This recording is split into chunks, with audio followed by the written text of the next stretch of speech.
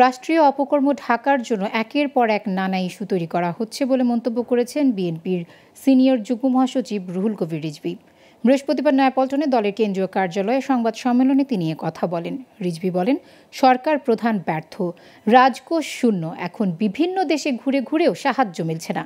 তিনি দাবি করেন, প্রধানমন্ত্রী চীনের কাছে $20 মিলিয়ন চেয়ে প্রতিশ্রুতি পেয়েছেন মাত্র $1 মিলিয়ন। অবশেষে হতাশা নিয়ে যাত্রা সংক্ষিপ্ত করে ফিরে এসেছেন।